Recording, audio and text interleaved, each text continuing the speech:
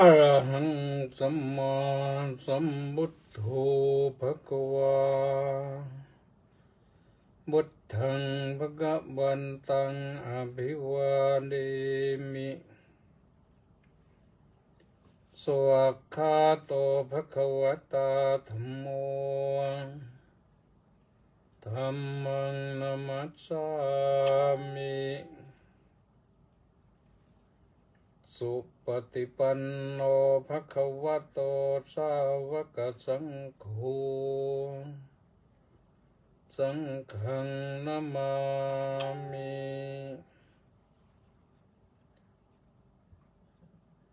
ขอถวายความนอบน้อมแด่พระรัตนตรัยขอคารวะพระเถรานุเถระเจริญสุขสวัสดีท่านสาธุชนทุกท่านวันนี้วันพุธวันอาทิตย์ที่15มิถุนายนพระพุทธศักราช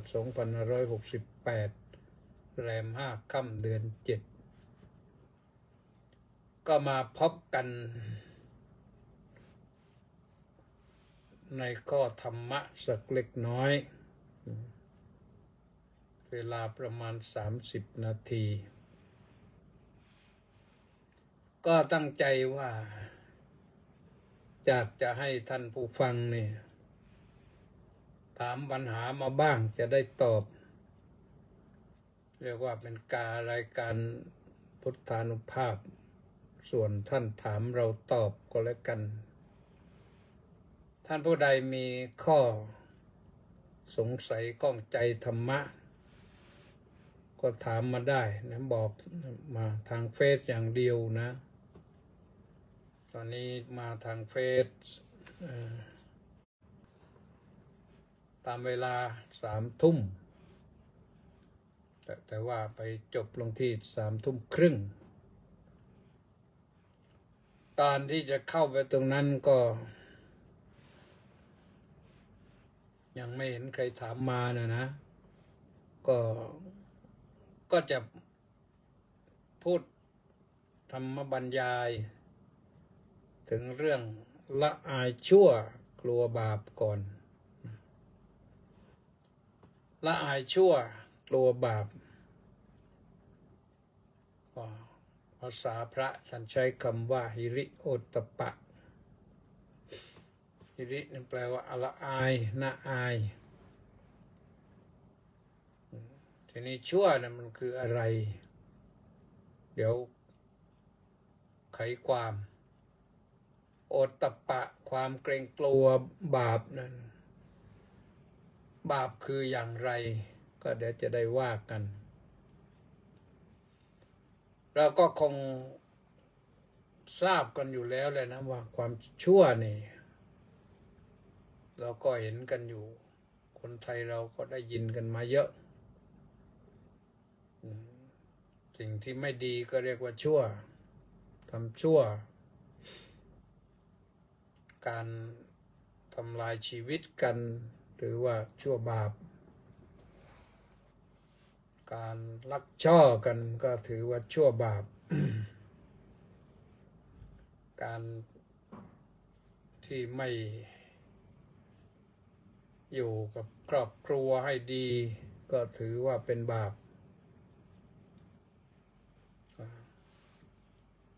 ก็เป็นการทำชั่ว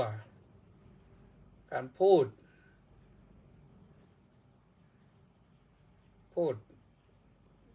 เลาะแหละพูดเหลวไหลพูดไร้สาระพูดหาความจริงไม่ได้ปั้นน้ำเป็นตัวชอบหลอกลวงได้พูดหลอกลวงคนอื่นแล้วก็มีความสุขอย่างเนี้ยนี่ถือว่าชั่วนะทีนี้ถ้าทำชั่ว ก็ทำในสิ่งที่ไม่ดีนะเรียกว่าชั่วทำให้ตัวเองเดือดร้อนลำบากให้คนในครอบครัวเดือดร้อนลำบากทำให้คนอื่นลำบากทำให้เขาต้อง เจ็บปวดทุกข์ทรมานลำบากก็เรียกว่าเป็นสิ่งที่ชั่วเป็นเรื่องของการเบียดเบียนกันทำลายกันในฐานะเป็นคนนับถือพระพุทธศาสนานะไม่ควรจะทำเรื่องของพูดก็เหมือนกันพูดกระเซ้ายาวแย่พูดชวนทะเลาะพูดใส่ร้ายป้ายสีกันพูดหาเรื่องคนอื่นพูดคำหยาบคายพูดด่าพ่อล่อแม่พูดไม่มีสัมมาวาจาไม่มีปิยวาจาก็ถือว่าพูดชั่วไม่อายชั่วคิดแล้วก็คิดชั่วก็มีนะคนคิดชั่ว คิดอยู่สบายไม่ได้คิดหาเรื่องทะเลาะกันในบ้านบ้างทะเลาะกับคนใกล้บ้านใกล้ชิดขึ้นบ้างเกินที่จะคบหาสมาคมกันให้อยู่เย็นเป็นสุขทำมาหากินกันด้วยความไว้เนื้อเชื่อใจกันก็ไม่ได้ทำหาเรื่องชั่วเรื่องร้ายมาใส่ตัว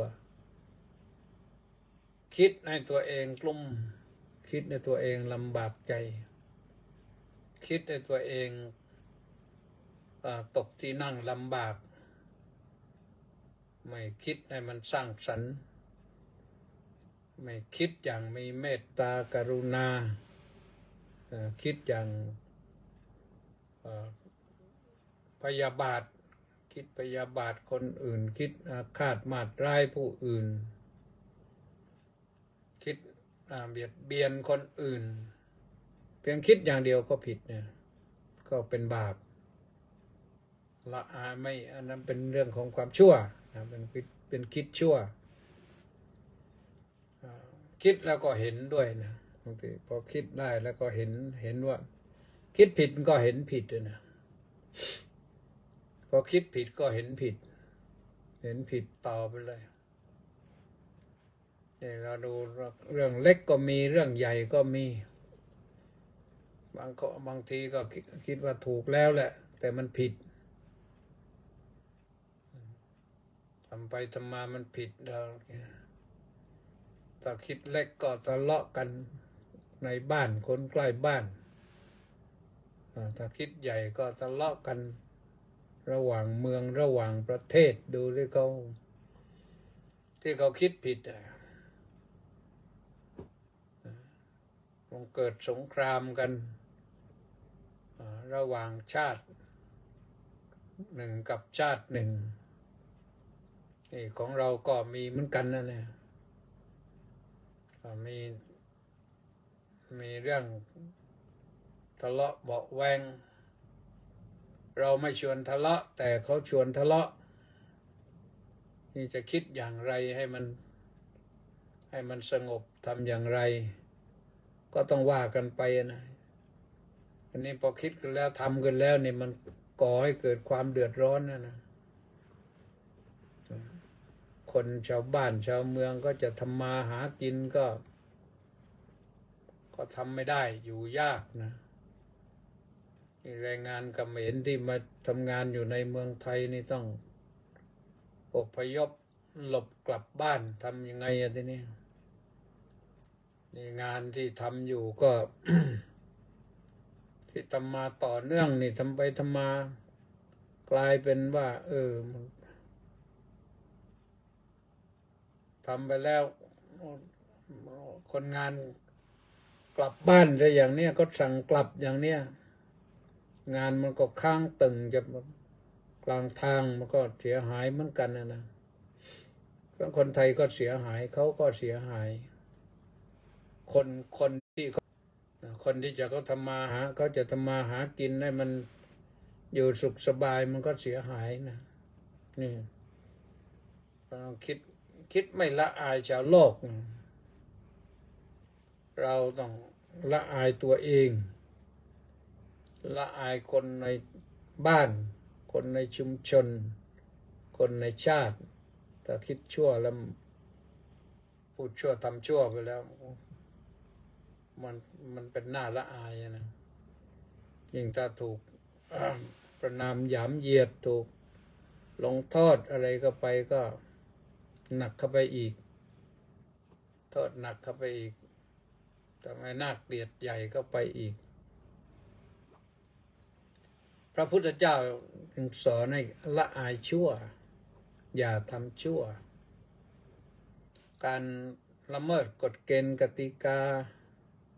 ฝ่าฝืนกฎหมายบ้านเมืองนี่มันก็เรื่องไม่ละอายทั้งนั้นน่ะทำให้เกิดความเป็นทุกข์เดือดร้อนตนเองเช่นอะไรบ้างเช่นขับรถไม่เคารพกฎจราจรนี่ถือว่าไม่ละอายจอดรถไม่ดูที่เรียบร้อยที่ของห้ามเขาห้ามจอดหรือเปล่าไปจอดก็ไม่ละอายมันก็เสียดายนะมีปัญญาหาซื้อรถได้มีรถขับแต่ว่าไม่ละอายที่จะทำชั่วเล็กๆน้อยๆเช่นเรื่องของการจอดแล้วเป็นที่เป็นทางอย่างนี้ขับรถมันเรียบร้อยเคารพกฎจราจรอะไรเนี่ยอันนี้มันทั้งทำทั้งคิดนะคิดแล้วทำเพราะคิดชั่วจึงทำชั่วนะทีนี้มันบาปนี่ตัวบาปนี่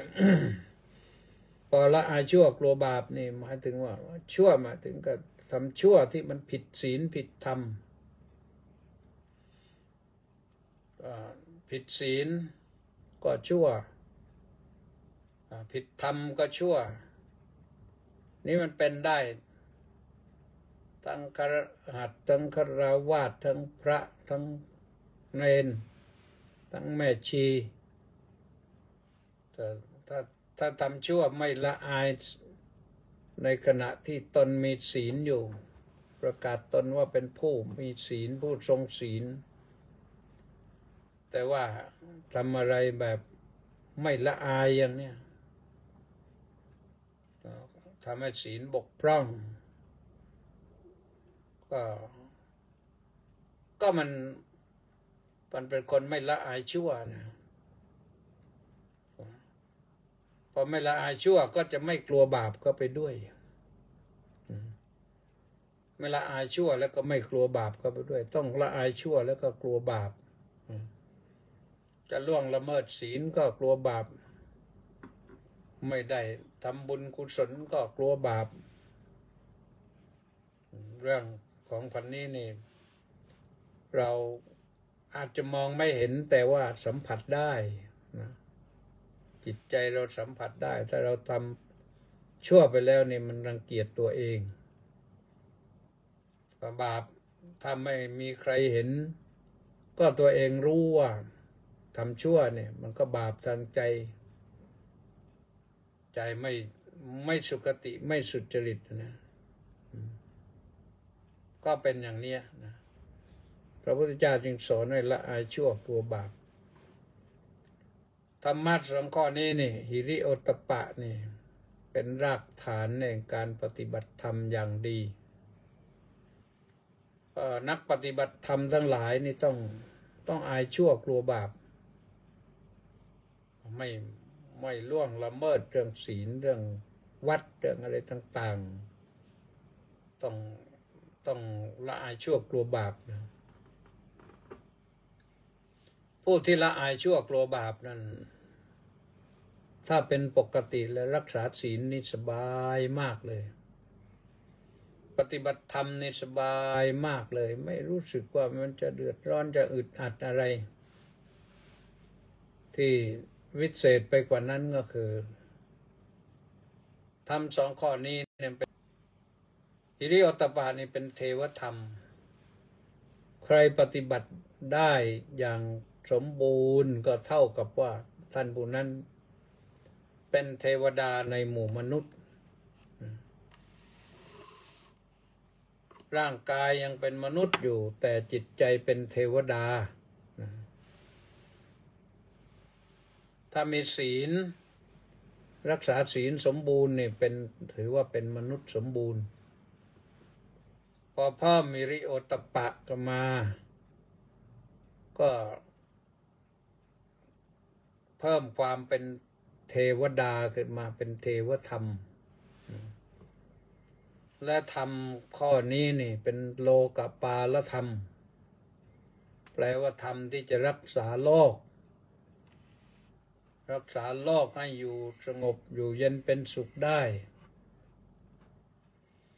ถ้าหากว่ามนุษย์โลกไม่ละอายชั่วไม่กลัวบาปนี่นะทำชั่วกันอย่างใครมีกำลังกว่าใครฉลาดกว่าก็ทำชั่วปล่อยให้คนอื่นทำให้คนอื่นที่โง่กว่าต้องเป็นทุกข์เดือดร้อนลำบากอันนั้นเป็นเรื่องที่ถือว่า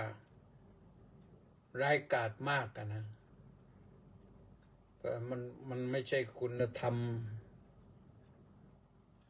ไม่มีคุณธรรมไม่มีคุณธรรมเลยเพราะฉะนั้นต้องคนเรานี่ต้องอยู่ด้วยหิริโอตตัปปะไม่ได้ปฏิบัติธรรมอื่นก็ปฏิบัติธรรมหิริโอตตัปปะนี้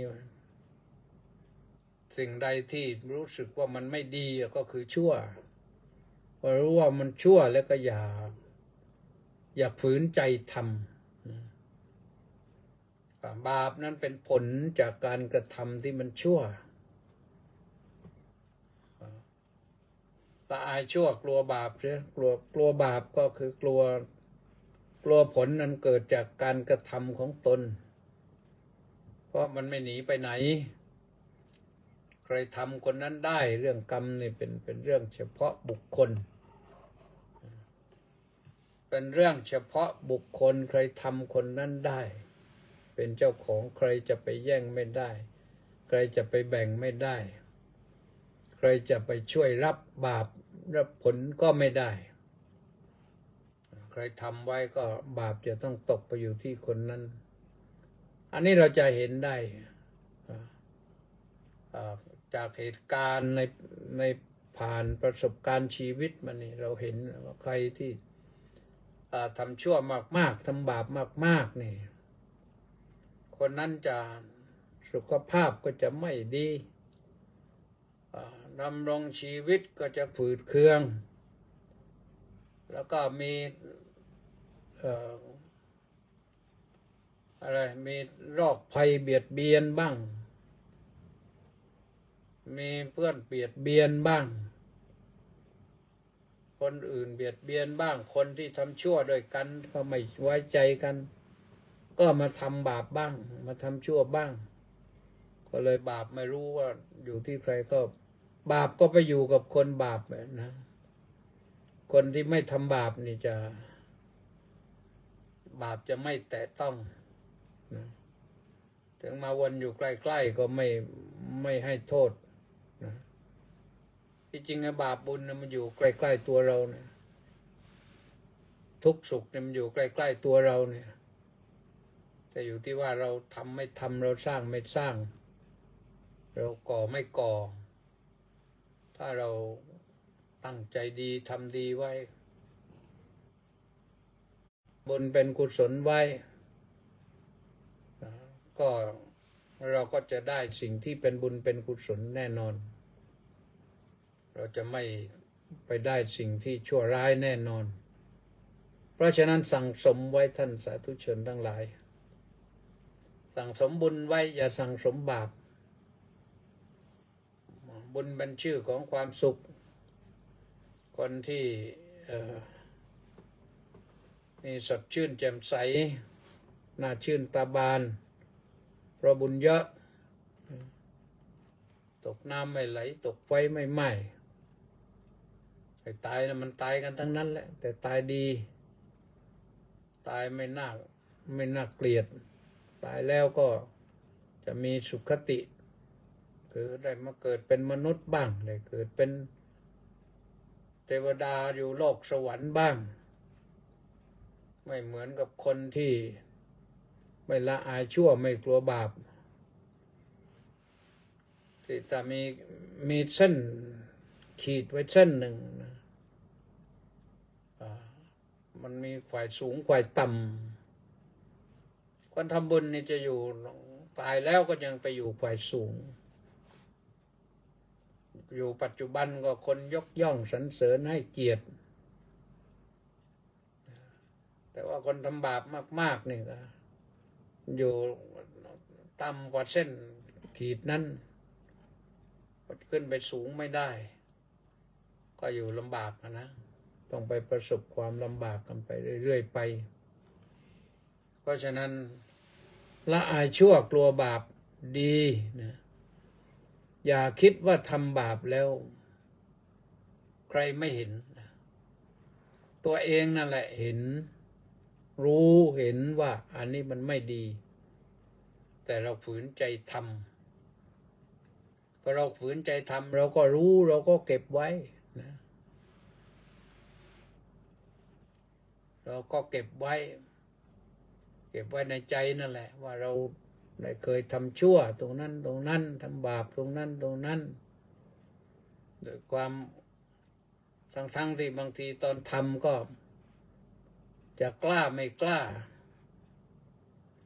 แต่ในที่สุดก็กล้าตัดสินใจทำที่มันผิดแล้วก็คิดถึงแต่บาปทีนี้จิตใจขุ่นมัวผิวพรรณก็จะหมองมัวไปด้วยเพราะฉะนั้นห่างไกลไหมโยมอารักขาปริวัติเฉยยะพึงหลีกเลี่ยงความชั่วเสียให้ห่างไกลพึงหลีกเลี่ยงบาปเสียให้ห่างไกลอย่าได้ประกอบกรรมทำชั่วทำแต่เป็นสิ่งที่ดีมันก่อให้เกิดบุญเกิดกุศลก่อให้เกิดความสุขกายสบายใจก่อให้เกิดความสุขสดใสมีชีวิตที่สดใสไม่หมองไม่มัวคนทำดีแล้วนี่มันก็ดีได้ตลอดความดีหนุนส่งทำให้เกิดชีวิตที่สดใสไม่อัตคัดขัดสนไม่ลำบากไม่ยุ่งยากไม่เป็นโรคร้ายไม่ประสบภัยพิบัตินี่อยู่ที่คนทำดีนะคนที่ไม่ทำชั่วที่ทำดีได้ก็เพราะละอายชั่วตั้งใจไว้ว่าละอายชั่วหน่อยเปิดรายการมาว่าให้ใครถามปัญหาบ้างมีไหมมีไม่เอ่ยถามดูก็มีมาสมศรีก็ไม่ได้ถามอะไรน้อมกราบนมัสการสาธุเจ้าค่ะมณีแสงจันทร์ก็บอกว่าน้อมกราบนมัสการสาธุเจ้าค่ะต้าสิทธิมงคลก็บอกว่านมัสการสาธุครับเฉลิมชัยASก็บอกว่ากราบถวายความเคารพอย่างสูงครับ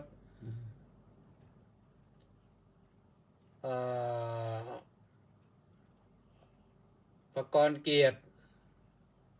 จันทรกุลกราบนมัสการพระคุณเจ้าสาธุเกษราพรหมมาศ